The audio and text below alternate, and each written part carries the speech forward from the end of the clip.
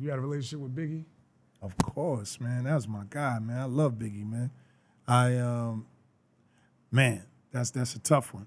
So the Thursday before he got murdered, Wow. we were at I forget this Jerry's Deli in Los Angeles near the Beverly Center.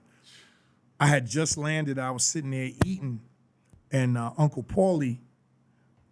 It's crazy, because we all on this is East Coast West Coast beef on steroids, right? Right. So we all on 10, right? So me and my boys, we in this restaurant with like about 5, 6 girls. There's nobody really there. So all blacked out. Ironically, the Suburban he got killed in just pulled up in front, like real slow. And then a dude got out with black shades, just started, he's got these big glass windows. Dude got out with black shades and walked by. And then he came in like, there's an exit door that like really nobody uses, like the front door is here, and came up. So I'm sitting there and I'm looking, I'm like, oh, man, like, yeah, like like pretty much, because we ain't had nothing but luggage, you know what I'm saying? So come walking up, back then I used to wear glasses. So he started walking up the aisleway, and as he got closer, he put his hands up. He's like, yo, Lat, man, what's up, man? You ain't see me at the window? I was looking. And I'm thinking like niggas is peeping us out, but it was Uncle Paulie. And he walked up and he's like, yo, your man want to talk to you, man. He in the car. So I walk out Jerry's, and it's so crazy, man, because this is the exact seat that Biggie was sitting in when he got killed. And he had the cane. A lot of cats don't know that, like, Biggie spent months at Burke's Rehab in White Plains after he got in that car accident with Lil C's. So I'm talking to him. He got one leg out the door, got the cane, and we talking. And the reason we was talking is because Biggie came to me to do Life After Death album release parties. So I had booked maybe about 7 of those parties. We were selling them to promoters at $30,000 a wop wherever he had a promo date.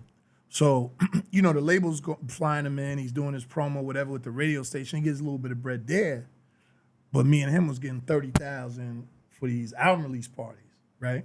So I sold like 7 of them.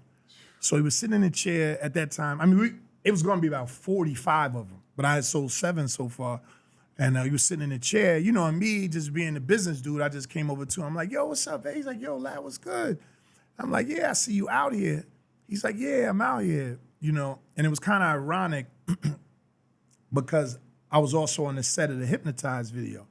And a little gang, not nothing really jumped off, but like, there was some cats around and a dice game happened and things got a little heated. You know what I'm saying? And this was an in and out LA type of thing. This wasn't like it wasn't like he was known that he was there. It was kind of came in, shot his video, did what he had to do. Got out of there. Yeah, got out of there. And, so when I'm seeing him, I'm on one end of it, I'm happy because I know what he's trying to do, which is squash the bullshit. But then on the other end, I'm kind of a little nervous, about the situation. So immediately I start talking to him about business. I'm like, yo, I sold 7 of these joints. You know what I'm saying? I got, 210 for you, that we could break it up and do whatever later. But I'm telling you, I got this in the bank. And he's like, yo, lad, don't worry, man. I trust you, man. How you doing? And he just really wanted to talk about like kind of me and us. Yeah. He didn't want to deal with the business and none of that. And I always hindsight is 20/20 in your mind. You like, damn, that's kind of like goodbye. Yeah. But we sat out there talking for a minute, and it was kind of weird because as we sitting there talking, this dude, I ain't gonna get no names, came walking around the corner and came like kind of walked up to us, and he knew me. He's like, yo, lad, what's up? I was like, yo, what's up? And he's like, yo, big, hey, what's up? Good to see you. And then moved on. And obviously after all this dumb shit happens, you realize that motherfucker was checking your perimeter. Absolutely. You know what I'm saying? But and then that was the last time, ironically, that was the last time I spoke to him. But then him and Puff came to my party at the Wilshire Automobile Museum. Like I threw that party the night he got killed. Where's that? That's in LA? Yeah. Vegas? Or where's that? In LA. That's the party. So it was a vibe party.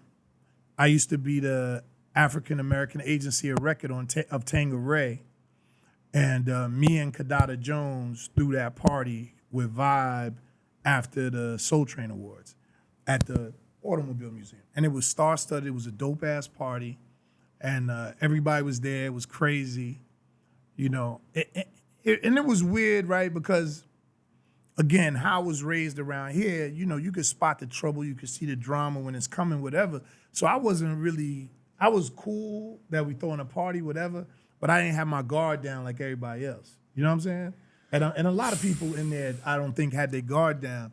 And the crazy thing, what I remember, I've never said this in an interview, I was on the side of the dance floor, and my DJ was DJ Ace, and they had this they had a Volkswagen Beetle, but it was like a limousine. It was super stretched out.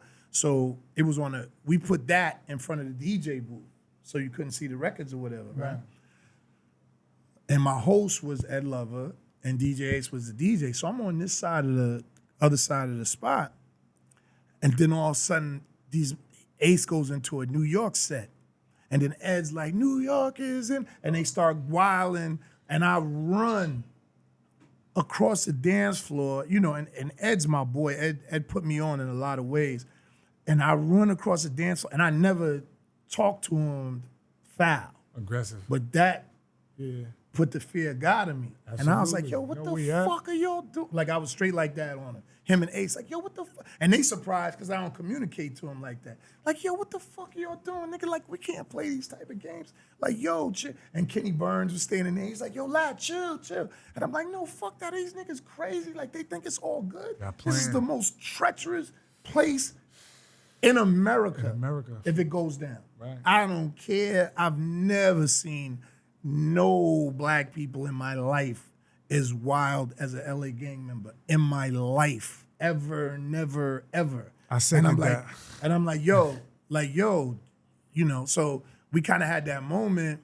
They chilled out and the party went on, and it's so crazy because, like, when you look at it, you know, nobody knew it was Biggie's send-off. But it was probably one of the greatest, most star-studded events I ever did.